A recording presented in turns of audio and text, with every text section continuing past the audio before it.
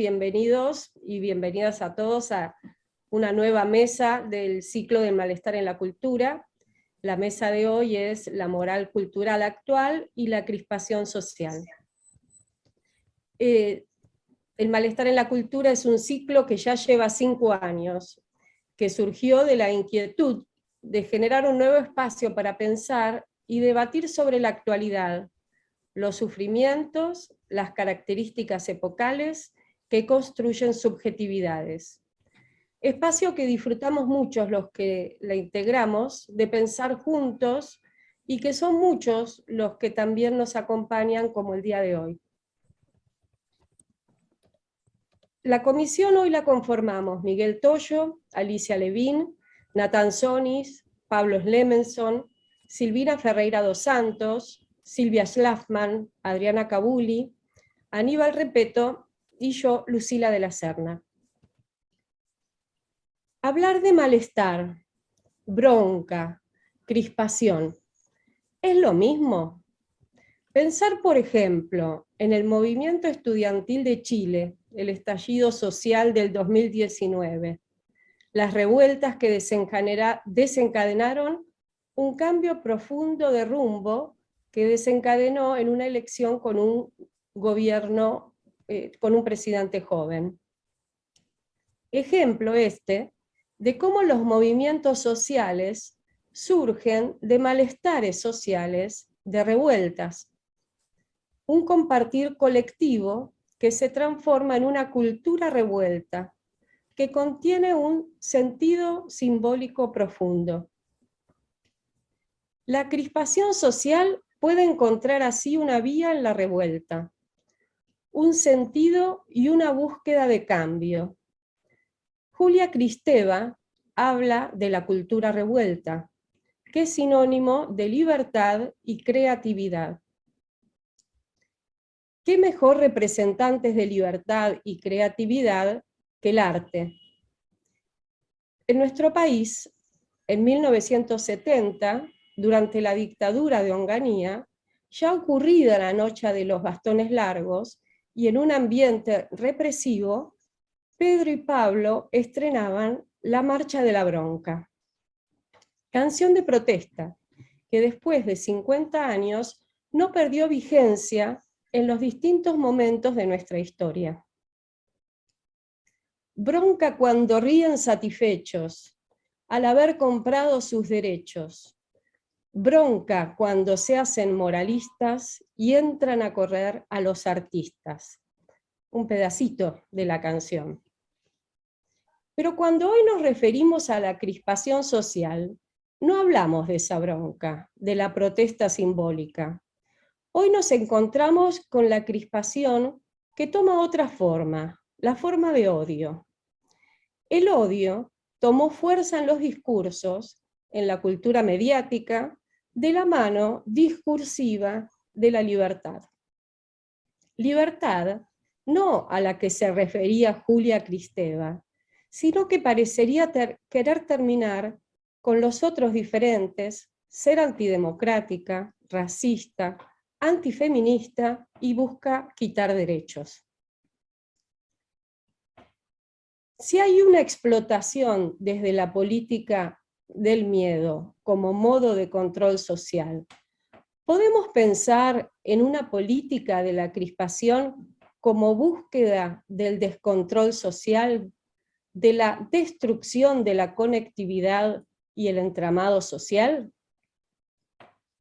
Esta política de la crispación apunta a lo pulsional y no ya a la cultura revuelta, que es simbólica. La crispación social apunta a lo preedípico de la cultura. ¿Podríamos entonces llamarlo cultura? Preguntas que, para cerrar, me llevan de nuevo la letra de Miguel Cantilo. No puedo ver tanta mentira organizada, sin responder con voz ronca, mi bronca, mi bronca. Bueno, para poder transformar la bronca en material de pensamiento, es que hoy le damos la palabra a Sebastián Plut y a Natán Sonis para que ellos nos iluminen y nos saquen de la bronca.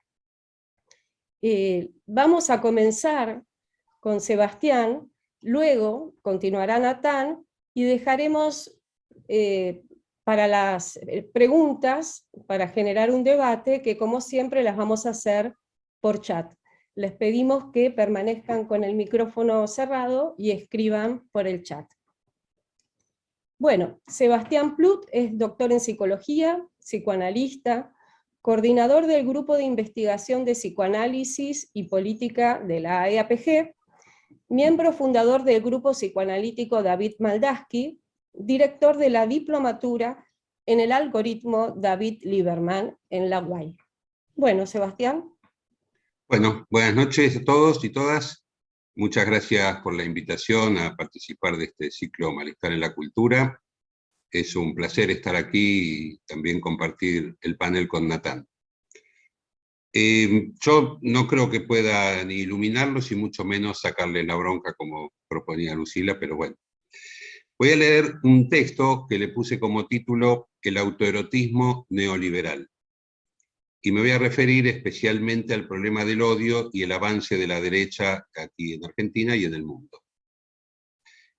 Entre optimismos y desilusiones, navegando entre hipótesis y desconciertos, observamos y trabajamos en un mundo que se empeña en mostrarnos su cara más oscura. En ese valle que entremezcla pantanos y matices, a cada hora se alternan las preguntas. Cuando advertimos las detenciones del campo popular, en simultáneo con la intrusión de una derecha cada vez más exhibicionista. El malestar en la cultura. El avance mundial de las derechas radicalizadas. ¿Es una expresión del malestar en la cultura en el sentido freudiano? ¿Es compatible con el malestar en la cultura? Si no estoy errado, el malestar en la cultura, repito, en el sentido freudiano, es una categoría que explica cómo la cultura, es decir, la comunidad humana, se organiza para resistir el empuje de la irreductible agresividad de los sujetos. Podemos decirlo de otro modo. Para Freud, hay un antagonismo entre hostilidad y cultura. Y la idea de antagonismo no solo supone que hay dos elementos en pugna, sino sobre todo una tensión en que ninguno de los términos puede quedar suprimido. ¿Estamos en esa situación? O más bien estamos atravesando una etapa en que uno de los contendientes, en este caso la agresividad, le está ganando por goleada al otro, a la cultura. Una primera hipótesis entonces es la siguiente. Mientras el malestar en la cultura expresa el costo anímico, singular y colectivo de cuidar la vida, el neoliberalismo consiste en la expansión de las tendencias mortíferas y por lo tanto va a contramano no solo de la cultura, sino también del malestar en la cultura. A modo de datos nacionales. En la última elección legislativa del año pasado, la derecha vernácula, léase Juntos por el Cambio y los llamados libertarios, que son lo mismo pero con menos maquillaje, ganó diciendo que iban a reducir derechos. Atención, actualmente hay políticos que hacen campaña anunciando reducción de derechos y una enorme cantidad de ciudadanos que votaron eso. Recordemos algunos otros hitos que abonaron este camino. Durán Barba afirmó que Hitler era un tipo espectacular. Un exfuncionario macrista dijo que el trabajo nos vuelve libres. Otro se reunió con Cecilia Pando y un tercero se reunió con miembros de un partido nazi. Al tiempo que lo pérfido, entre otros, ponía en duda el número de desaparecidos durante la dictadura cívico-militar de Argentina, Claudio Abruja hacía lo mismo con la cifra de 6 millones de judíos asesinados por el nazismo. Bajo la intendencia de un dirigente del mismo signo político, se organizó un homenaje a Eva Braun, y Macri apeló a frases del libro Mi lucha de Hitler, como veneno social y personas envilecidas. Recientemente se hizo público un video en que otro exfuncionario macrista, expresaba su deseo de contar con una Gestapo para terminar con los derechos laborales. Milei grita que ellos son superiores estéticamente y lanza el insulto zurdos de mierda. Spert proclama su criminología del queso Gruyère y de la opción cárcel o bala. Bullrich invitaba a que quien quiera ir armado, que vaya armado. Y Vidal discrimina por barrio y billetera el consumo de marihuana. Como se ve, no es un caso aislado, es un sistema de pensamiento. La moral sexual cultural y la nerviosidad moderna. Este es otro de los títulos de los textos freudianos que vienen en nuestro auxilio. Hoy escribiríamos la moral neoliberal y la destrucción cultural. El núcleo del planteo de Freud, en ese texto, es que cierta moral tiene como destino la destrucción cultural. De hecho, a poco de comenzar su texto, Freud alude a que bajo esa doble moral que se le impone a los seres humanos, corre peligro la meta cultural última. Y luego agrega, cito textual, cada individuo ha cedido un fragmento de su patrimonio, de la plenitud de sus poderes, de las inclinaciones agresivas y vindicativas de su personalidad. De estos aportes ha nacido el patrimonio cultural común de bienes materiales e ideales. Esta es una entre tantas otras ocasiones en que Freud marcó el antagonismo entre violencia y cultura. Dicho de otro modo, no hay cultura sin renuncia a la ilusión de omnipotencia. ¿Y si no es el narcisismo? Ya desde hace un tiempo, es frecuente describir la época en que vivimos como una cultura del narcisismo. Entonces se habla del valor que tiene la imagen, tener seguidores, que nos pongan me gusta en una foto, etc. Sin embargo, intuyo que la situación social es aún más compleja y que ni siquiera nos hemos detenido en una regresión hacia el narcisismo, sino que hemos ido más allá de él y estamos en un estado más propio del autoerotismo, en el que el otro ni siquiera es un espejo. El autoerotismo. No se crea que estamos hablando de la masturbación. Para Freud, se trata de un estadio cuya permanencia haría que la pulsión sexual, dice Freud, ¿no?, se pudiera valorizar en el futuro. La lógica autoerótica es aquella que le permite al bebé alucinar un pecho, alucinar que se alimenta, mientras en los hechos no está comiendo nada. El bebé succiona su propio dedo y cree que le están dando de comer. Claro que esa creencia es funcional si dura un rato, si no se perpetúa. En cambio, si se transforma en duradera, el sujeto queda apresado en una paradoja enloquecedora, consistente en el esfuerzo por creer algo que no es. Por eso, los adultos, para graficar que no nos dejamos engañar, decimos, yo no me chupo el dedo.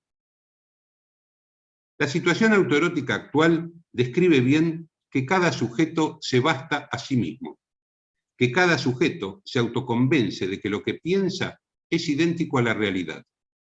Un periodo caracterizado por la lógica alucinatoria. Un estado de situación en que se alimenta y explota la combinación entre odio y pánico. En que un número creciente de sujetos busca creer en una ficción sin advertir que progresivamente lo gana la inanición. El autoerotismo neoliberal. Mientras la derecha gobernó Argentina desde 2015 a 2019, le decían a los ciudadanos que les hicieron creer que tenían derechos. Esto es, les dijeron que la realidad vivida previamente había sido una alucinación. Hoy insisten en que tener derechos y desarrollar una política de la solidaridad son cosas totalmente falsas. Sebastián, ¿querés leer un poquitito más despacio? Porque Bueno, así lo seguimos bien. Bien, así les genero más bronca todavía. Bien. ¿O no? Bien. En rigor, esos políticos le hacen creer a cada sujeto en un mundo autoerótico, donde cada uno debe ser un emprendedor solitario. Cada uno es su propio patrón. Cada uno puede por sí mismo conseguir todo lo que desee. Ya no importa en ese mundo escuchar o mirar al otro. y ni siquiera importa ser escuchado o mirado. Cada quien solo se mira y se escucha a sí mismo. El actual diputado Javier Milei es la expresión actual más obscena de ese discurso. En todo ello anida actualmente el odio, en la exacerbación de un ideal autoerótico en el que la fragmentación, que todo lo desconstituye, avanza. No hace falta rascar demasiado para descubrir que eso es lo que hay en la libertad enunciada por liberales y libertarios, nombres que la derecha usufructúa como precario disfraz. Apariencia de narcisismo. De eso se trata la doble moral denunciada por Freud en el texto que citamos. Una moral que se pretende narcisista y que solo es autoerótica. Una moral que nos ilusiona con gozar narcisísticamente del consumo de productos que nos den prestigio y estatus, aunque finalmente no solo no alcanzamos a consumir tales productos, sino que uno mismo es el producto consumido. Uno se autofagocita en su autoerotismo. Realidad, ternura y pensamiento. Freud plantea, además, que la sofocación de la sexualidad conduce a una inhibición del pensamiento. Por mi parte, creo que actualmente la inhibición del pensamiento no es producto de una sofocación de la sexualidad, sino más bien de la supresión de la ternura. En efecto, en el mundo autoerótico, la ternura no es requerida, así como tampoco se requiere del pensamiento. Al menos si entendemos el pensamiento como la capacidad de argumentar de manera coherente en base a los hechos. No se puede, de hecho, argumentar sobre la realidad cuando la estrategia es desinvestirla. Por caso, y apenas es un ejemplo, durante su gobierno, Macri hizo gala de un crecimiento invisible. Por eso Freud cuestiona el autoerotismo, pues como él mismo dice, enseña a alcanzar unas sustantivas metas sin trabajo, y a su vez genera un pensamiento que no tiene ningún nexo con la realidad. Mentir, siempre mentir. Si nos desveló la pregunta sobre por qué y cómo tantos sujetos pudieron creer en la hipocresía neoliberal, el interrogante hoy continúa con un agregado. ¿Qué ocurre cuando la falsedad se hizo evidente? ¿Qué le sucede al crédulo cuando descubre que creyó lo no creíble? Sería ingenuo esperar que quien creyó esa mentira, cuando descubrió la verdad, criticará a quien le mintió. Desde Freud, con sus hipótesis sobre la desmentida, sabemos que lo ominoso trabaja de otra manera. Los esfuerzos por desconocer la realidad no se dan fácilmente por vencidos. Y además, la vergüenza es muy perturbadora. Así, quien le creyó al odio, en su cíclica inanición, pedirá más del mismo alimento vacío. Le exigirá a quien lo engañó que le provea de nuevos argumentos para seguir creyendo y odiando. Mi hipótesis entonces es que la derecha crea una paradoja sumamente perturbadora. Paradoja que puede enunciarse del siguiente modo. El creciente odio de quienes se acercan cada vez más a la derecha es la expresión de la cada vez mayor imposibilidad de creer en esa misma derecha. Esto es, cuanto más se revela su falsedad, más destructivos son los argumentos que se necesitan para seguir creyendo. Esta paradoja permite que los hechos examinados resulten entendibles. Es la consagración del poder de la mentira, haber comprendido que el engañado solicitará seguir siéndolo, y que el dolor rabioso por haberse ofrecido a esa operación continuará dirigiéndose hacia quienes intentan mostrarle la realidad vuelta ominosa. Y para concluir, dado el carácter originario e irreductible de la agresividad humana, el psicoanálisis no se pregunta por qué surge la violencia, sino cómo crear algo diverso. Cómo surgen la ternura y la ética en los vínculos. Podemos decirlo de otro modo. ¿Cuáles son los esfuerzos singulares y colectivos para tramitar la pulsión de muerte? Si se intensifica la violencia, entonces, la pregunta no es qué hemos hecho, sino qué es lo que hemos dejado de hacer. Responder a este interrogante es la tarea urgente. Muchas gracias. Muchas gracias, Sebastián. Bueno, y ahora Natán Sonis, tenés que desmutearte. Bueno, Natán Sonis es psicólogo, psicoanalista y también psicólogo social. Trabaja en la clínica y como consultor institucional. Es docente de posgrado en nuestra escuela y ha sido durante varios periodos integrante del consejo directivo de nuestra institución y actualmente forma parte del grupo El Malestar en la Cultura. Natán. Bueno, buenas noches. Un placer estar con vos, Sebastián, escuchando también cosas que se articulan en este tema que el grupo del Malestar en la Cultura eligió sobre la crispación. Yo agradezco mucho poder compartir algunas ideas, pero cuando uno tiene ideas, en el fondo, uno está atravesado por lo que leyó, por lo que escuchó, por las conversaciones que tuvo, por los libros, y de alguna manera adentro trabajan y producen algunas afirmaciones, algún tipo de pensamientos.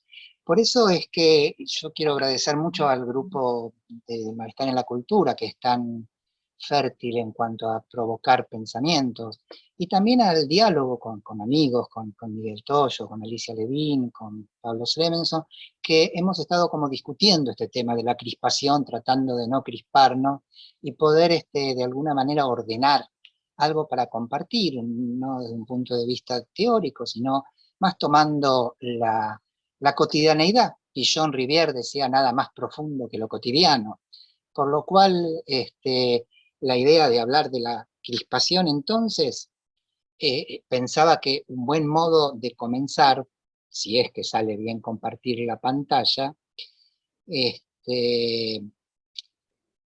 puede ser esta,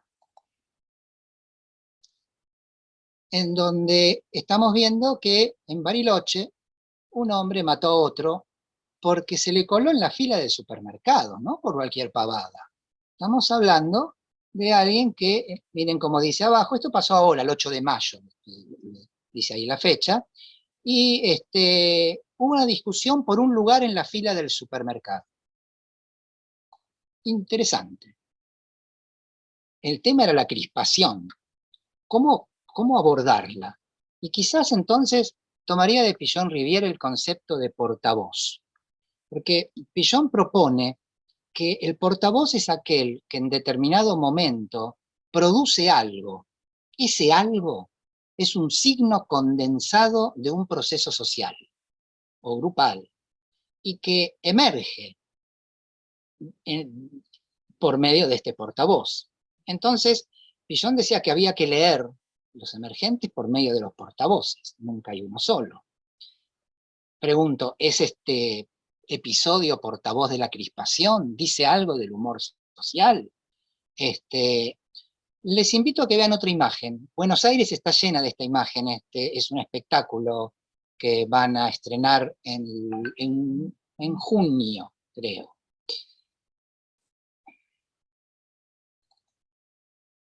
Es una obra de teatro.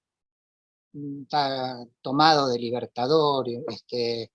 Estoy furioso, la puta madre, y no pienso aguantar más. No sé si los libertarios lo inspiraron, pero está bueno. Este es otro. Discutió con otro automovilista por una mala maniobra, sacó un arma y lo mató. O sea, no por boludeces. Estamos hablando de que hizo una mala maniobra. No sé, uno se pregunta, ¿qué son estos episodios? Sabemos que la furia ciega contra alguien que quiere arrebatarnos el lugar en el supermercado no es primario. Primario en el sentido de origen. Ahí nació. No puede ser. Psicoanálisis de por medio podemos suponer que es una descarga de destrucción desviada, transformada, y ahí finaliza en el supermercado, no empezó ahí. Finaliza en esa fila, que está defendiendo ciegamente un lugar. ¿Qué otro lugar está amenazado para defenderlo con la vida, que no sea simplemente el que le están sacando en el supermercado? Hay quienes leen ahí la necesidad de corporizar una descarga pulsional irrefrenable, ya que no encuentra otra materialización en un sistema cada vez más abstracto donde pueda realizar esta descarga, ¿no? ¿A quién? Al sistema. Estamos frente a una conquista de la subjetividad. Cuando carteles así sirven de mera propaganda de una obra de teatro y no nos conmueven, exponen la crispación como modelo, portavocean esto: estoy furioso, no aguanto más. Más formalmente, la Real Academia Española, la palabra adecuada para hablar de alguien crispado es aquel que se ofende o toma mal cosas con facilidad. Por ejemplo, bueno, que te saquen el lugar en la fila, o una mala maniobra en la calle. Ya que estamos como con definiciones, valdría el término quisquilloso. Significa fácil de agraviar u ofender con pequeña causa o pretexto. ¿Qué es otro modo de hablar del crispado? Es también el picajoso, que le dicen a aquel que se pica o se da por ofendido fácilmente. Hay en todos los países. En España le dicen el ofendidito. Y años atrás acá, recordarán, le decían el paspado. ¿No? Y rescatando el siempre útil término de la subjetividad, se construye una subjetividad en amplios sectores de la población con una sensibilidad que se crispa fácilmente y pone su descarga configurando adversarios. Necesito un adversario, por ejemplo, el terrible vecino que me está sacando el lugar en la fila del supermercado con su changuito. Pichon Rivière dio varias definiciones para el rol de líder. Una de ellas decía: líder es aquel que define la situación y orienta la acción. Orienta la acción. Analicemos qué acciones nos orientan los discursos de estos nuevos liderazgos de la derecha en la escena nacional y también internacional. Esto está absolutamente relacionado con lo que traía Sebastián. Sabemos que en los últimos años, en política, pero no solamente ahí, cada diferencia construye una grieta. Y si escuchamos estas nuevas narrativas, ahora nos invitan a solucionar el problema de la grieta, pero lo hacen como si administrar estas diferencias sea tarea no para un pensamiento complejo, sino que se puede resolver en términos de un dilema. Y el dilema es siempre él o yo, como la fila del supermercado. El dilema siempre es la letra O él o yo. Como no soy yo, lo mato a él. No hay una mirada dialéctica, hay una invocación al odio grosero y permanente como modo de resolución de los conflictos, resolución entre comillas. Como decía el gran poeta Yehuda Mihai, decía: las personas tienen opiniones y las opiniones tienen dientes. Yo me pregunto si esta época se encarga de afilar los dientes y los líderes de esta nueva derecha son los que forjan dientes bien filosos al servicio de comandar ellos un clima crispado que les favorece. Esto es algo bastante presente en la historia. Los crispados son en general también los querellantes. Se le dice la querulomanía, el afán de querellar.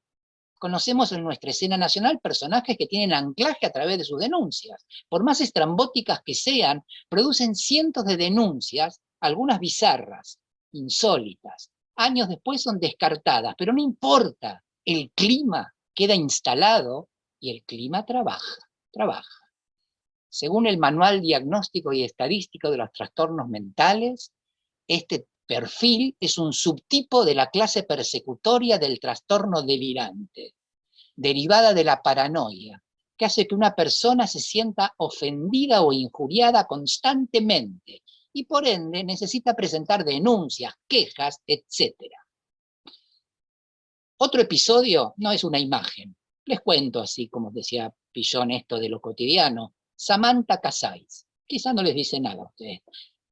Fue participante de un show televisivo llamado El Gran Pastelero. Y no, había que hacer pasteles. Casi segura ganadora, el público estaba con ella hasta que se descubrió que no era aficionada, que era el requisito para estar en el programa, sino que incluso ya había trabajado en un restaurante. Estalló la indignación del público, llenó el canal y la persona de ella con mensajes pidiendo que la saquen del programa. Y lo más interesante, llegó a recibir amenazas de vida en su propio hogar. La amenazaron de que la iban a matar. Hay promesas políticas incumplidas y engañosas que no generaron tanta pasión. Qué raro, ¿no? Bueno, quizá no es raro con lo que traía Sebastián, este desvío de una descarga. Pero si me engañó en la televisión porque creía que no sabía hacer pasteles, pero sabe, merece la muerte. Esto de forjar una indignación, que sabemos que no es primaria, sino que es una carga de hostilidad que encontró ligadura. Y hay líderes de la derecha que se encargan de amalgamar ligaduras. Quiero decirles algo de esto de ligaduras en palabras de un gran pensador también, el de los medios, que es Aliberti. Aliberti en su programa de radio, 2 sábados atrás, decía lo siguiente: ¿hasta dónde puede llegar el extravío de quienes necesitan retroalimentar el odio como motor de sus intereses políticos? ¿O acaso el odio es un elemento constitutivo de la política frente al que ya, cuando se desata con impunidad, no parece haber barreras efectivas?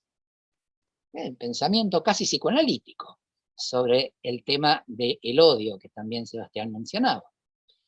Ellos, los nuevos líderes, proponen encabezar la crispación social con razonamientos propios de esta nueva era. Pero esto no quiero adelantarme. ¿Cuál es la nueva era que yo me refiero?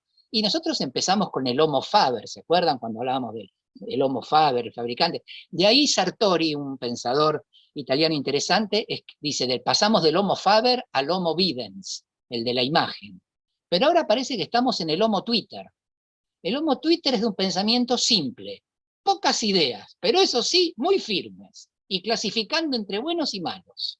El Homo Twitter tiene un afecto microondas. Suben de repente a temperaturas enormes en segundos. Y así pueden matar a alguien. Esa es la lógica binaria. La conocemos común en los militares. Sirve para resolver algunas de las cuestiones complicadas de la vida con un reduccionismo que sin duda resultaba útil y efectivo y de premio habilita la descarga. Son discursos que luchan por capturar atención, sin desarrollo ni contexto. Se desentienden de las ideas que demandan demasiado tiempo para ser expuestas. Por eso el cartel, estoy harto, estoy furioso, terminó. Y es una propaganda. Hay quienes piensan que esta reducción en el campo del pensamiento arranca con el monoteísmo, que reduce todo a un solo Dios, una sola razón, una sola creencia. Sería uno solo, es lo contrario de la diversidad. Entonces, las nuevas caras de la derecha son portavoces de la antidiversidad. Ofrecen con esta fórmula de salvación, seguridad, permiso a las descargas agresivas, en una época que provoca mucha ansiedad, porque estamos en una época que, no seamos tan pesimistas, estamos en una época del universo de los derechos sexuales, políticos, de todo tipo de valores que antes eran inamovibles. Es el nuevo formato de un fanatismo que estamos investigando en nuestro grupo del malestar en la cultura. A nosotros en el grupo nos convocan temas como el fanatismo y el fundamentalismo. Y acaso saber si estamos frente al mismo fundamentalismo que conocíamos en la modernidad y que ofrecía certezas religiosas. Ahora, en cambio, ofrecen libertad. ¿Qué libertad? Y libertad para que el individuo haga a ultranza lo que le quiera cantar. Y esa libertad es su dogma. Momento. Si hablamos de dogma, el que mejor lo dice es un psicoanalista egipcio, Mustafa Safwan. En un libro escribe: un dogma no es una simple creencia. Quien dice creo, por ejemplo, creo que ella me ama, o creo en Dios, reconoce cierta incertidumbre en la certeza misma que quiere expresar. Una creencia es un acto subjetivo. Un dogma es una verdad que exige ser reconocida como tal. Esos son los discursos de las nuevas caras de la derecha. Las expresiones que se ven en personajes así no terminan siendo inconsistentes, rebeldías, casi adolescentes, sin argumentos sólidos. Quizá nos preguntábamos en el grupo del malestar en la cultura si serían los fundamentalistas de la era de la fluidez. Ahora, no los subestimemos, muchos de ellos son referentes, muy presentes en medios masivos de comunicación, en distintos ámbitos, donde hacen vocería, trabajan, gritan, expresan esas narrativas fundamentalistas, participan en las redes sociales con expresiones virulentas, creencias racistas. Encontramos a menudo desprecio por los pobres y un discurso de las disidencias sexuales y los feminismos contrario. Son expertos en generar obstáculos y barreras en el cumplimiento efectivo de leyes. Lo tenemos constantemente con la interrupción voluntaria del embarazo, con recursos para poder demorarlos. En fin, marcan un rumbo. ¿Se acuerdan la definición de Pillon, que decían orientan una acción? Y marcan un ritmo oportunista contra los derechos humanos. Además está decir que lo central es que no estamos frente a una mera retórica reaccionaria, sino que estamos frente a un orden que potencia y quiere liderar una crispación social. Del llame ya a críspese ya, reaccione ya, y si está armado, mejor. No hay que contar ni hasta 10, se saque el revólver. El que quiere ir armado, que vaya armado, dijo uno, ¿no? Lo que verdaderamente cautiva de esta nueva cara de la derecha es lo asocial que está en juego. Lo que quiero decir es que esta grosera invocación y convocatoria de odio que hoy hacen estas figuras de la derecha apelan a la crispación como formato discursivo. Tiene para el psicoanálisis una clara consecuencia que trabajamos en el grupo, y una de ellas es que exacerba un otro adversario. Como decía Freud en sus 4 otros de Introducción a la Psicología de las Masas y Análisis del Yo, ¿se acuerdan? El otro auxiliar está devaluado. El otro modelo y objeto merecerían otra reunión. Acá el otro adversario está absolutamente encendido y enardecido. Es el que me quiere robar el lugar en la fila. Esto implica de alguna manera disolver el tercer dique que nombra Freud, y era aquel que permite la inhibición de la descarga agresiva y la impide vía desarrollo de la empatía. ¿Qué compasión, es decir, pasión compartida, me une ahora a este otro? No existirá ningún dispositivo que vía identificación permita el freno a la descarga. Lo libertario es una falacia para permitir la libre descarga, y la libre descarga es asocial. Representar al otro siempre involucra una inhibición de la descarga. Por eso no hay un otro. No olvidemos, para llegar al mal radical en la Alemania nazi, los judíos no eran un otro, no eran una raza, no eran raza inferior los judíos. Para el discurso nazi eran subraza más cercana a los animales. Y esto no mueve a ninguna reacción, o sea, la desubjetivación. Están los activos y los que lo consumen. Y los que lo consumen, de alguna manera, entran en la indiferencia. Ya Silvia Bleichmar decía en el 2008, la crueldad no es solamente el ejercicio malvado sobre el otro, sino que también es la indiferencia ante el sufrimiento del otro. Ayer un libertario, Milley, ¿vieron qué nombre maravilloso? Milley, ¿no? Él decía, bueno, si alguien elige morirse de hambre, que él y los hijos se mueran. Esto es la indiferencia ante el sufrimiento. Esto, aunque los lazos no sean tan visibles, para ir cerrando, tiene su correlato en un sistema que permite la libre descarga. El correlato es la libre acumulación de ganancias. Les quiero dar, en palabras de una periodista y escritora, Sandra Russo, que yo los invito a que lo escuchemos desde la perspectiva psicoanalítica. Ella no lo es, pero fíjense lo que ella escribe hace 5 o 6 días, algo así. Es asocial el afán de ganancia angurrienta de los formadores de precios en una crisis global que acerca cada día más la hambruna.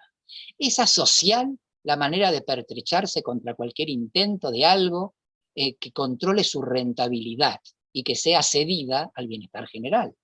Es asocial la reacción de violencia explícita con la que defienden sus ganancias, y que tienen ganancias que nunca soñaron y que existen porque el sistema se lo permite. En términos sintéticos, desde el punto de vista psicoanalítico, este es un discurso que activa y potencia de manera desembosada los aspectos más primarios del ser hablante. Potencia la crispación. Ya Ulloa nos enseñaba que la salud mental no puede quedar reducida al ámbito clínico, a un consultorio, que debe acceder a un nivel sociopolítico como hecho cultural. Y esto nos interpela al psicoanálisis. Yo propongo pensar estos liderazgos no que proponen un ideal del yo, sino que son liderazgos de un yo ideal. Activan ese resto de narcisismo que Freud decía nunca vencido, y lo quieren poner al servicio de esa inflamación yoica con un discurso individualista que solo existe en la abstracción, ya que vivir en comunidad, recién Sebastián lo decía bien, supone resignar satisfacciones inmediatas para así poder contar con la indispensable presencia del semejante. Bueno, pero para deprimirnos un poco, sabemos que se tiene que transitar mucho para que esto pase y que nunca se logra del todo, ya que siempre quedan restos de ese ego infantil, tiránico e insaciable, renuente a integrarse con ese otro auxiliar, y estos discursos saben convocar y potenciar al otro enemigo y activar ese ego infantil siempre agazapado. Era Serge Leclerc, ¿se acuerdan? En una época era más famoso en el psicoanálisis, ahora se lo nombra poco, el que habla de matar al niño, pero ¿a qué niño? Al niño maravilloso, ese ego infantil que llevaba dentro. Ahora tenemos ese ego infantil hecho niño en un discurso político de la nueva derecha. O, por ejemplo, figuritas mediáticas que dicen si ganamos las elecciones entramos a la provincia con metralleta. O sea, la gente puede escuchar esto. Vuelvo a Liberty. Dice, la pregunta es ¿cómo es posible que haya lugar para decir barbaridades como estas con tanta arbitrariedad, sin temor a la sanción social? O peor, con la certeza de que se puede ser avalado desde muchos sectores. Miren qué más dice, parece un psicoanalista, dice el odio, a Liberty, no yo, el odio es un componente de la naturaleza humana, claro, pero cuando en política se lo estimula en crispación para administrarlo, el huevo de la serpiente queda o puede quedar a la vuelta de la esquina. Y parafraseando a Freud, con eso de que el narcisismo es el complemento libidinoso del egoísmo, yo me pregunto si esta discursiva de la derecha propone ser la expresión libidinal en el plano político de un narcisismo primario, que no puede ni reconocer la alteridad ni construir el dique de la moral. Esto no es un tema singular, esto es un sistema. El neoliberalismo no es un gobierno, es un sistema de la época y como tal fabrica subjetividades. Y así, de la misma manera que empresas transnacionales borran la noción de semejante o compatriota, tampoco existe el otro, sino que a lo que hay no hay más patria, hay offshore, hay libre descarga, libre ganancia. No hay inhibiciones intrapsíquicas.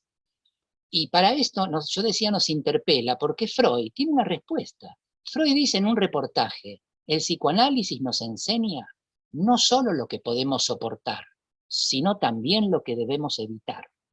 Nos dice qué es lo que debe ser exterminado. La tolerancia del mal no es de ningún modo un corolario del conocimiento. Frase de Freud. Y bueno, yo hablé un poco ante tanta gente sin piedad, de tanto ser sin corazón, como decía Eladia Blasquez, pero ella proponía una salida. Vení, charlemos, sentate un poco, sos mi semejante. A ver, probemos. Es salvar el alma cuanto antes, porque es un milagro la ternura, sentir tu mano fraternal. De la ternura habló Sebastián mucho. Hoy el discurso de lo fraternal se derrite en una mirada que promueve el odio y la indiferencia. Un que se vayan todos, la casta, que no es un discurso político de desencanto, sino un discurso de antipolítica. Parece social, pero es profundamente asocial, porque atacan el pacto de convivencia que precisamente actúa intrapsíquicamente en ese dique mencionado. Por eso promueven un dispositivo cultural para que prospere lo asocial. Cuando de eso se trata, de ser social, de ser agentes comprometidos con la salud mental, lo solidario, decía Ulloa, lo central, decía, es el núcleo del pacto social. Lo solidario es el núcleo del pacto social. Eso decía Ulloa, y un poeta que yo adoro, que era Vinicius de Moraes, decía, aunque haya tanto desencuentro, la vida es el arte del encuentro. Y estos discursos alejan esa posibilidad y nos acercan al supermercado y a esa fila en donde si el otro se va a colar, ya sabemos cómo lo podemos resolver rápidamente. Hasta acá, gracias. Gracias, Natán. Muy interesantes las dos presentaciones, puntos en común, y en un punto los dos plantean algo hay que hacer. Me parece interesante esto, no nos podemos quedar, como decía Sebastián, la tarea es urgente, ¿no? Responder a los interrogantes. Hay varias preguntas, voy a empezar a leerlas. Paola dice: esto me hace pensar en la falta de empatía con la que vivimos y el alto grado de egocentrismo que me parece que se nos va metiendo muchas veces en el discurso de algunos personajes en los medios de comunicación. Agrega: divide y reinarás, dice el dicho. Voy a leer varias preguntas y después pasamos a ustedes. Alicia Levín dice: gracias Sebastián por tu texto, pensaba en la vuelta que encontraste muy interesante acerca de una cultura autoerótica, si podés ampliarlo al mismo tiempo, junto con la ternura que desarrollás al final, tan de Ulloa y su posibilidad de hacer desocupar lo tomado por el odio. Adriana Cabuli dice: gracias Sebastián y Natán, les pregunto, ¿por qué creen que estos personajes que promueven tanto odio, a través de mostrarse crispados, tienen tanta prensa y difusión en los medios de comunicación, aún en aquellos medios cuyo periodismo se supone más progresista, y se muestran en contra de dichas prácticas? Y leo dos más. Cintia Ini: me resulta muy interesante, Natán, esto de lo que cautiva en relación a lo asocial, como un ahorro de represión que el pacto social implica. Una descarga no ligada detona el discurso, esa tentación. Y la última que leo en esta serie, de Abel Zanotto, en Infocracia, la última entrega de Chulhan, señala que en la actual sociedad digital no hay tiempo para lo racional, pero sí hay tiempo para los afectos. Y agrega que las noticias afectan, pero no favorecen la racionalidad. En ellas la verdad poco importa. Y agrega que algunos líderes actúan como algoritmos totalmente oportunistas. Después seguimos, que no sé si Sebastián, Natán, ¿quién quiere comenzar? Que comience Natán. Dale, Natán. Está silenciado Natán, ¿eh? ¿No querés empezar vos? Yo no me quiero adelantar, no quiero problemas en la cola del supermercado. No por quiero favor. líos. No quiero que, por estoy sin suerte, armas. Estoy sin armas. La ventaja de la virtualidad, ¿no? ¿Querés empezar vos, Sebastián, o bueno, Natán? ¿Quién comienza? Que empiece Natán. Bueno, nombrás una de las preguntas, tiene que ver con la empatía. La empatía está, yo la ubico fundamentalmente en el tercer dique, que es el que frena. Los diques frenan. El asco frena las tendencias escatológicas, la vergüenza a las tendencias exhibicionistas, y el dique de la moral, va a decir Freud, lo define de otros modos también, frena de alguna manera la descarga. ¿Y cómo la frena? Porque uno es moral y yo no se debe. No, la frena vía identificación. Lo que yo le hago me puede pasar a mí, él es un otro y ese otro también me reconozco en ese otro, por lo cual ahí empieza lo que va a decir Freud, la empatía. El concepto de empatía implica también identificación.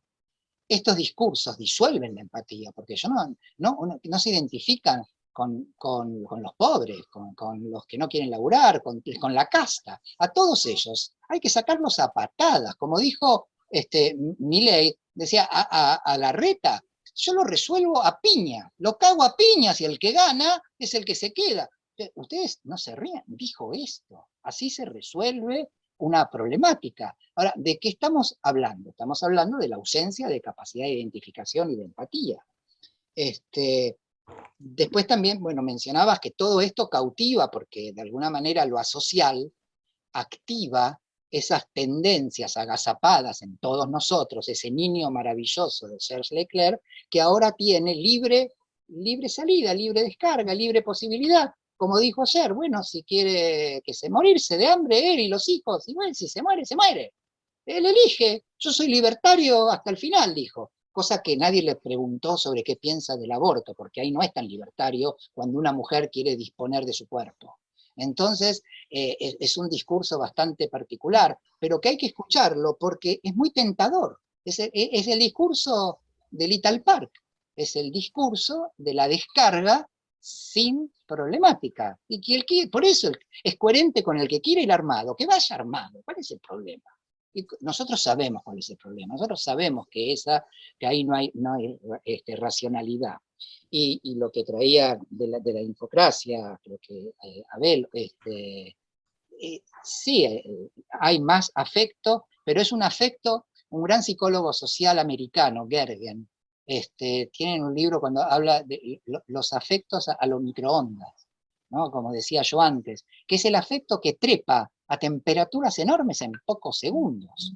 Y esto implica que no hay racionalidad, capacidad de pensamiento. ¿Cómo surge el concepto de pensamiento? En la obra de Freud tenemos tantos otros autores que hablan del pensamiento. Y en la obra de Freud va a decir que el pensamiento sirve para poder retardar la respuesta y la acción. Entonces, es un modo de que no haya descarga. Y estos nuevos líderes a lo que invitan es a no piense, descargate, hacelo, vamos contra todo. Por eso el cartel me parecía tan significativo, tan portavoz, un cartel, me tienen todos podridos, vayan todos a la mierda. Y esto, libertario, profundamente asocial, aunque te la vendan envuelta en algo social. Pero para nosotros sabemos que no, que ahí hay un discurso que disgrega, que impide toda posibilidad, en especial creo que ahora Sebastián vas a hablar de que alguien preguntó de la ternura. No se puede desarrollar la ternura. La ternura se puede desarrollar cuando hay empatía y cuando hay identificación en el tercer dique. Sin esto, no hay posibilidad de ningún tipo de cuidado y de ternura, que Ulloa dice tanto de todo esto. Bueno, hasta acá, Sebastián. Bueno, lo bueno de responder segundo es que hay pocas cosas para agregar, entonces me ahorra trabajo. Respecto del autoerotismo que preguntaba Alicia, es algo que estoy trabajando desde hace poco, pero creo que es para pensar el problema, uno podría decir, de la regresión progresiva, ¿no? Y cómo se tiende a algo que, digamos, de manera sencilla uno podría llamar deshumanización. El modelo económico que sostiene el neoliberalismo es inhumano, pero no solo inhumano en el sentido que lo usamos habitualmente, cuando uno dice es cruel, ¿no? Malvado, sino que es inhumano básicamente porque no ocurre. O sea, las personas no funcionan económicamente como sostiene el modelo neoliberal de Juntos por el Cambio o de Milei. No funciona así. No es que es bueno o mal, bueno, es malo, pero además de ser malo, en el sentido de generar más desigualdad, etc., es que las personas no funcionan con ese tipo de libertad que él propone, con lo cual es inhumano, no solo en el sentido de la crueldad, sino de que habla de un modelo que es absolutamente abstracto e irreal. No existe eso en el funcionamiento. Entonces, apelan a lo que históricamente se llamaba el homo economicus, que se supone que un sujeto toma decisiones desde el punto de vista racional y egoísta. Y las personas no manejamos la economía así. O sea, eso no funciona. Más allá de cuánta desigualdad genera, que sería uno de los problemas, el otro problema es que tiende a la deshumanización, porque habla de un modelo que no se corresponde con la subjetividad, con la vida humana. Eso por un lado. Por otro lado, también respecto de la ternura, es un tema que habría que trabajar más, porque es notable que, y a mí también me pasa lo mismo, Alicia, cada vez que uno menciona la ternura, nombra a Ulloa. Y la realidad es que hay mucha más gente que habló de la ternura, ¿no? Pero bueno, todos evocamos a Ulloa, lo cual no solo es expresión del reconocimiento que merece Ulloa, sino de lo poco que nos hemos dedicado al tema, ¿no? Insisto, a mí me pasa lo mismo, yo escucho la palabra ternura y pienso en la frase de Ulloa. Y la ternura es un problema, ¿no? Porque no solo está el rechazo del diferente, que es lo que planteaba Nathan. Yo digo Nathan, pero es Natán, ¿no? Yo digo Nathan, pero es Natán. Sí.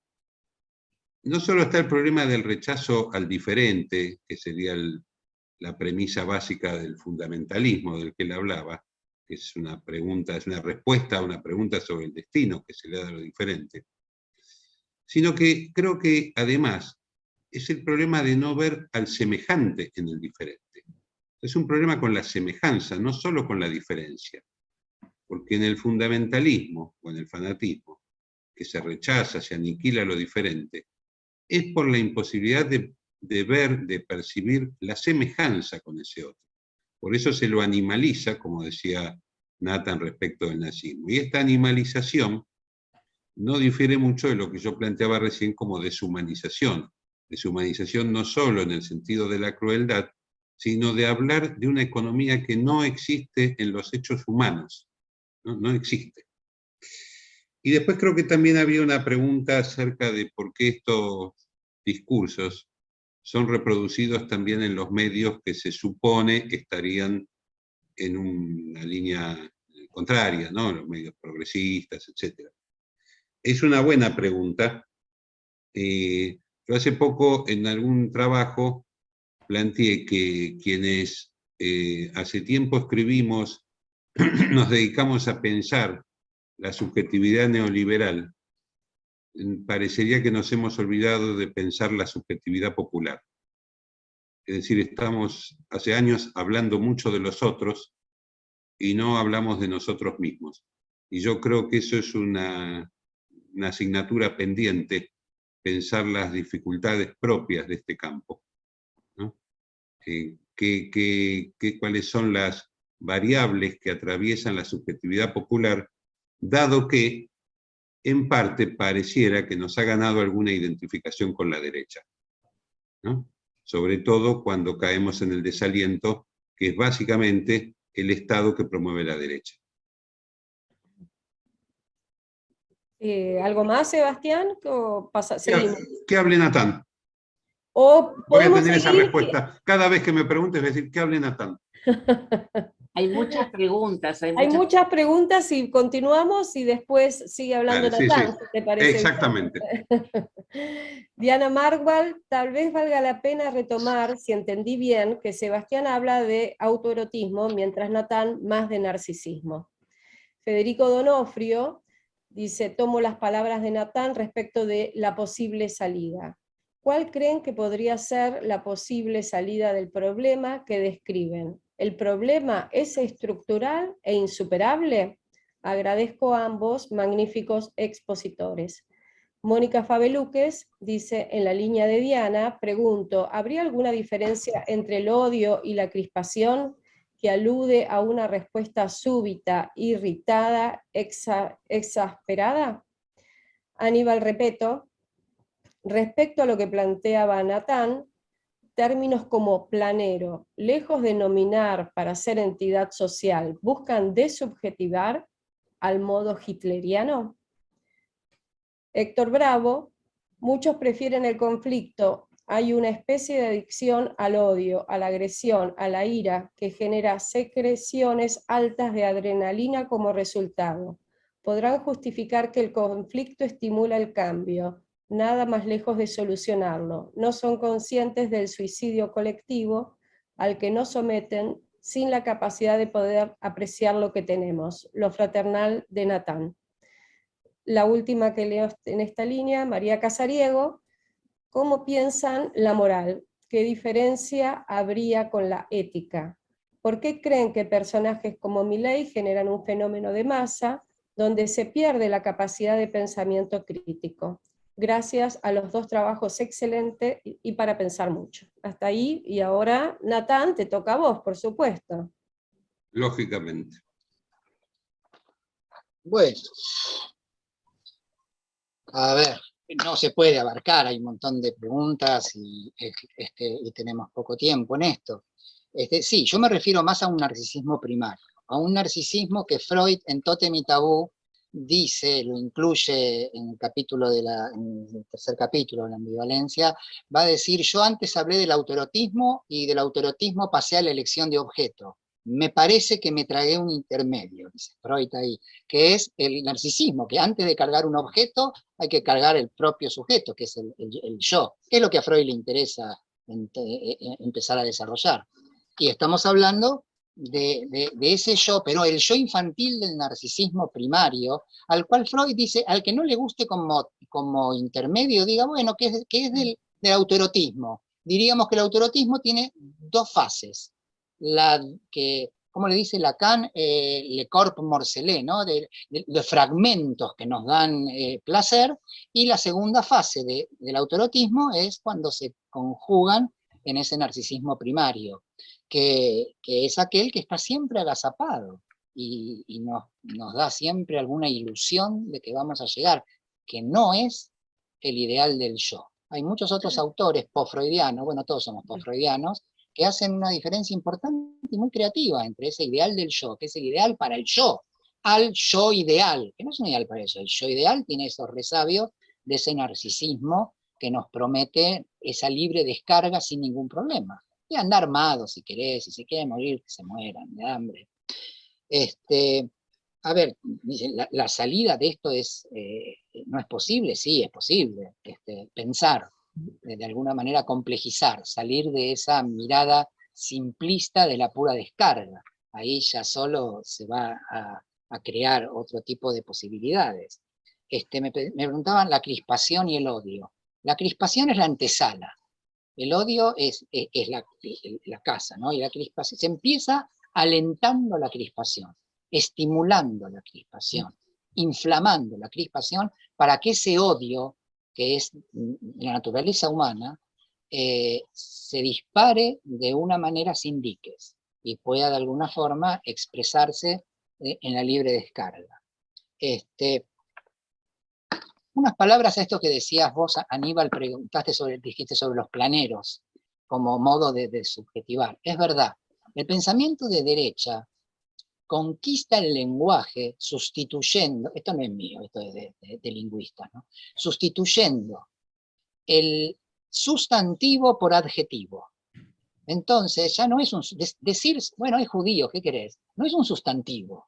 Decir, bueno, esta persona cobra planes, es un K, son cabezas. La cabeza es un sustantivo, pero decirlo ya tiene características de adjetivo. Ahí hay una conquista de la subjetividad. Ahí se logra desubjetivar por medio de designar adjetivamente. Sería más complejo, pero bueno, hay otros autores que lo explican, puedo citárselo.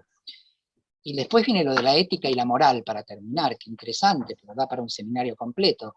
Me quedo quizá con algunas reflexiones de Sylvia Bleichmann, cuando va a hablar que la moral imperante tiene que ver con lo social, y la ética es el modo como se ajustaría mis convicciones a esa moral. Y el paradigma, para explicarlo y que no quede como una cosa teórica, el paradigma sigue siendo Antígona, no hay manera de pensar por fuera. Y si no queremos Antígona, pensemos las madres de Plaza de Mayo, porque es lo mismo. Antígona hay una ley que dice, no se puede enterrar a los que lucharon contra la propia patria, ¿no? Polinices, que es el hermano, luchó contra y está muerto. Y dice, no se van a enterrar a los que... Entonces, la moral sería cumplir la ley que Creonte, que es el que dictamina la ley, no es cualquiera, Creonte es el que dice lo que hay que hacer, lo que no hay que hacer. La ley dice está prohibido. Y ella tiene un conflicto, porque ella dice, la moral dirá eso, la ética me dice otra cosa, es mi hermano, es mi sangre, yo tengo que enterrarlo. Entonces tiene un gran conflicto, la hermana le dice, tenés un problema, y ya le contesta, sí, estoy tironeada, porque, y lo interesante de Silvia Bleichmann, es que dice, bueno, ahí está entre la moral y la ética. Porque si nosotros vamos a hacer solamente lo que la moral determina, entonces no tenemos ningún tipo de posibilidad de pensar éticamente. Por eso cuando Aliberti dice, ¿cómo podemos escuchar barbaridades y no conmovernos? Eso significa, ¿qué pasa? hay como un discurso social y el sujeto no tiene una ética para rechazarlo, para decir, yo no puedo aceptar que pueda decir que se mueran de hambre, no importa si lo eligieron, porque ya no hay, de alguna manera, la capacidad de enojarse. Para terminar, así, Sebastián, Paulo Freire decía que lo que hay que hacer es convertir esa crispación en crítica y sentir la indignidad que la crispación nos provoca en una crítica que lleve a una praxis. Y lo decía bien, ¿no? El tema de poder hacer esta transformación de ese enojo, de esa crispación, en una indignación crítica. A mí me indigna escuchar algunos discursos. Es indignante. Sebastián. Doctor. Bueno, muchas gracias, Natán. Bueno, había muchas preguntas, se me fueron de la memoria, y además algunas de las preguntas preguntaban qué es lo que se podría hacer, con lo cual ya ahí no sé si eso es mucho más difícil todavía. Lo primero que quería decir y recordar es que la palabra crispación en términos de circulación social la introdujo la derecha antes que la palabra grieta, es el antecedente de la palabra grieta. Es el primer significante con el que empezaron a perturbar el clima social antes de que se les descubriera la palabra grieta, ¿no? Después, respecto de la palabra planero, coincido con lo que decía Natán, es una palabra que por supuesto es despectiva, estigmatizante, pero además implica el problema de la simplificación del pensamiento, porque decir planero como si eso ya implicara decir un montón de cosas que no las dicen, porque no dice nada decir que alguien es planero, no habla ni de una política social, ni de una situación de algún sector vulnerable, no dice nada, solamente al estigmatizar lo que hace es suprimir un pensamiento, una reflexión y sobre todo una historia, que es por qué alguien llega hasta esa situación, ¿no? Pero además, el problema de los planeros o de los planes sociales, ¿qué es lo que pasa para alguien que solo piensa en términos económicos? Para alguien para el cual el otro solo es dinero. El hecho de que haya planes hace que se esté impedida la indiferencia que buscan. Porque en la medida en que el otro cobra un plan, empieza a existir para alguien que solo piensa dinero.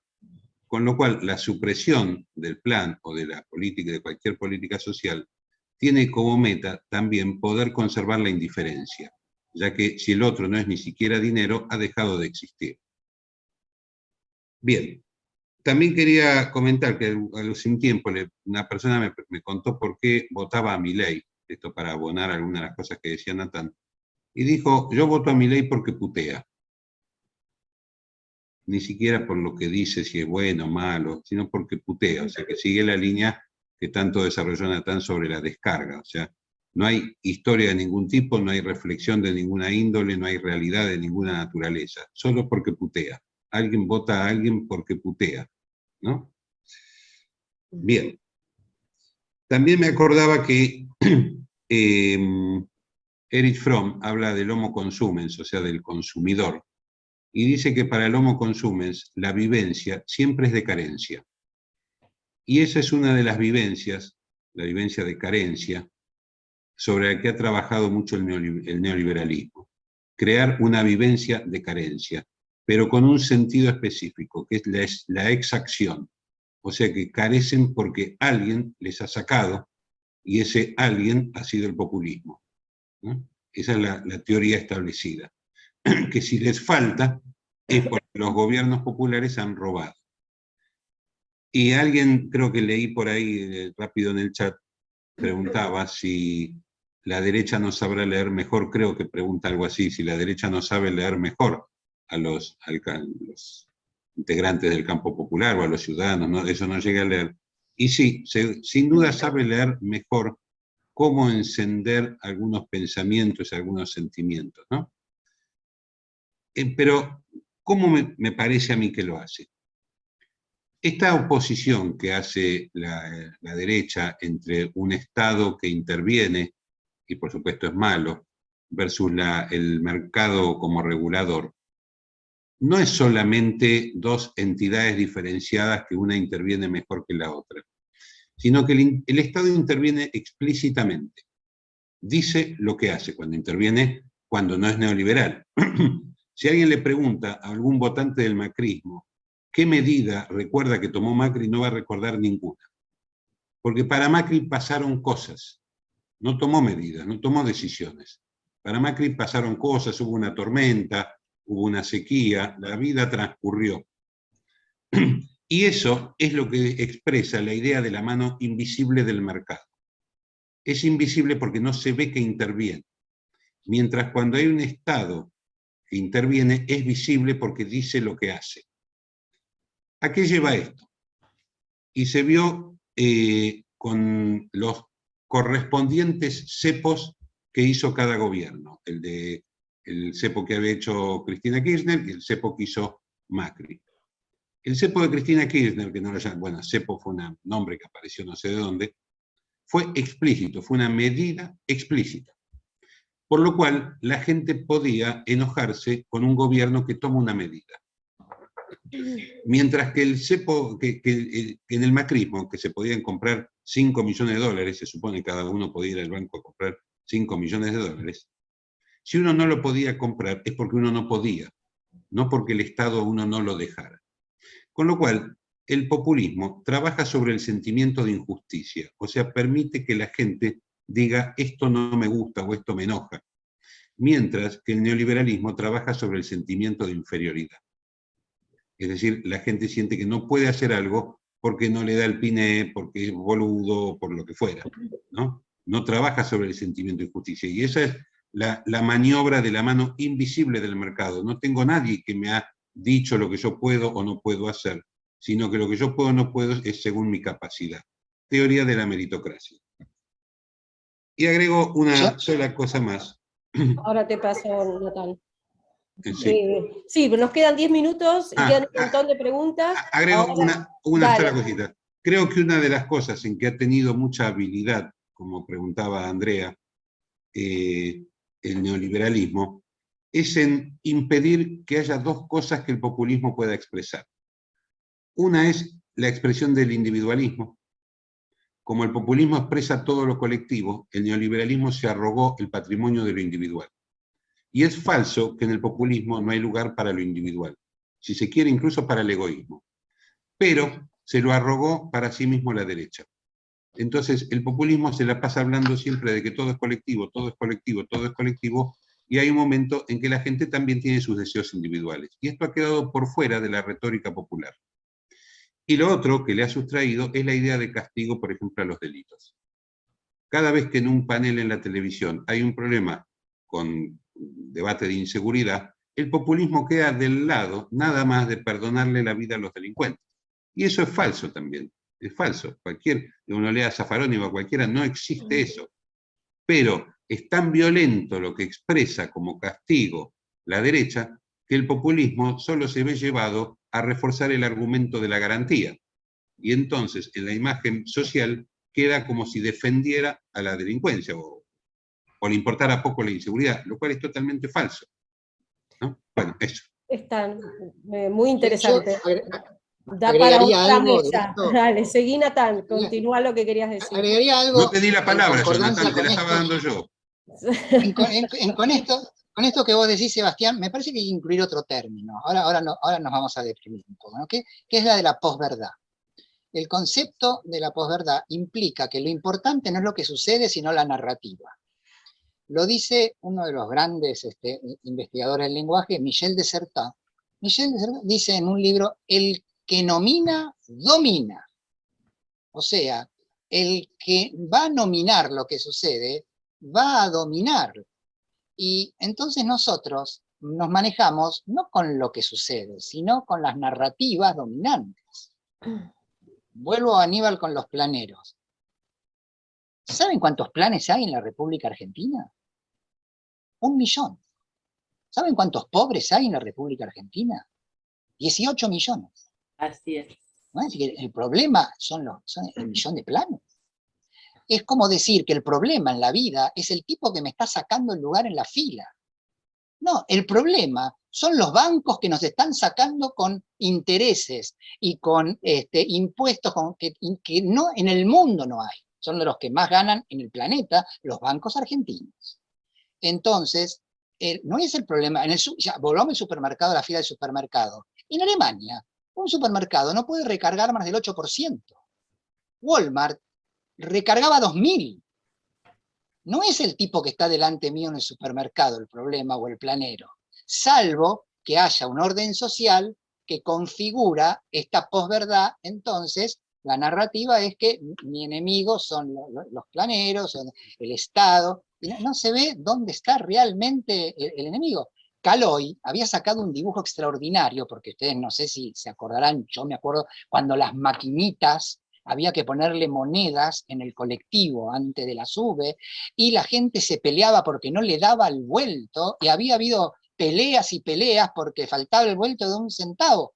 Y entonces Clemente decía, mira vos, están matando por 5 centavos, pero por lo que ganan las tarjetas de crédito nadie hace nada. O sea, las narrativas tienen un poder, y los líderes de la derecha serían expertos en crear estas narrativas. Narrativas que no permiten de alguna manera develar algo que nosotros trabajamos mucho, que es el concepto del pensamiento, poder pensar la realidad, poder tener un pensamiento crítico, decía Pichon Rivière.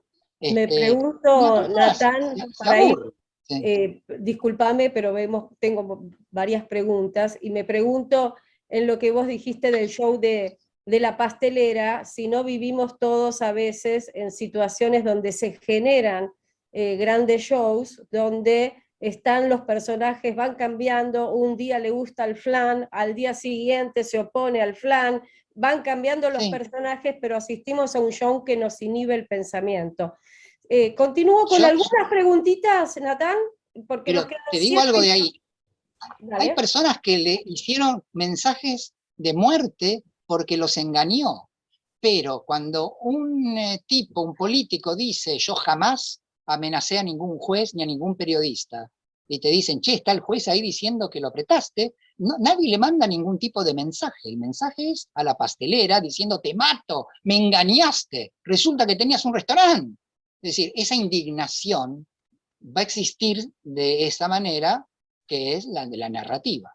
¿Listo? Bueno, te leo algunas porque nos quedan 6 minutos. Para Sebastián. No, para los dos, así se divierten los dos. Miguel Toyo dice, creo que es interesante pensar si modo autorótico estaría produciendo subjetividades fragmentarias más inconscientes, al mismo tiempo que se complica la representación de si se observa una dificultad para representarse lo social en términos de comunidad. También los modos de placer, como la violencia, se dan en términos de descarga.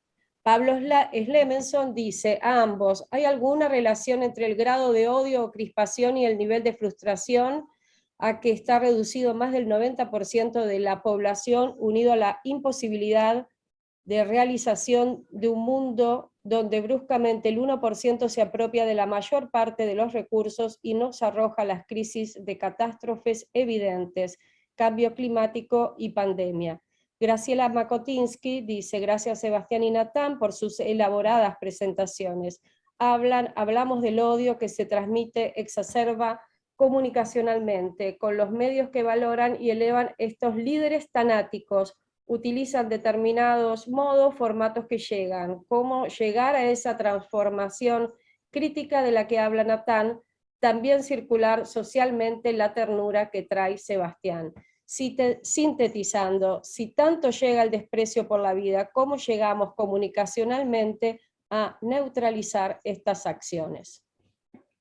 Dejo ahí porque son muchas las preguntas, agradecemos mucho todo el interés de preguntar. Nos quedan 5 minutos, a ver, Sebastián, ¿querés comenzar vos?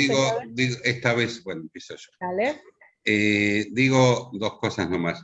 La primera, para agregar a lo que Natán había hablado de la posverdad. El problema de la posverdad con el neoliberalismo es que inventó una nueva vuelta de la mentira, que es poder mostrar que mienten. Lo cual es mucho más complejo, porque han mostrado que mentían. Decían una cosa y después decían lo contrario. Revelaban la mentira, y la gente le sigue creyendo.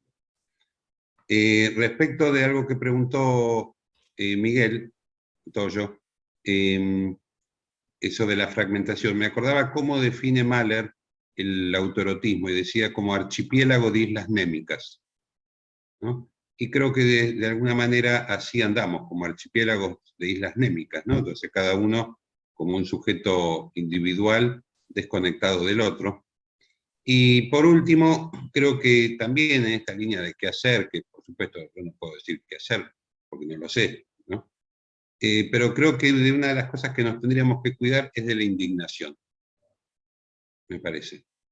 Porque uno escucha estas cosas, o la tele, o estas porquerías, y se le despierta muy fácil la indignación. Y la indignación termina siendo un sentimiento un poco sencillito, ¿no? Porque uno cree que con eso está ya haciendo no sé qué revolución social, y en realidad solo está haciendo en privado, en su casa, una descarga, ¿no?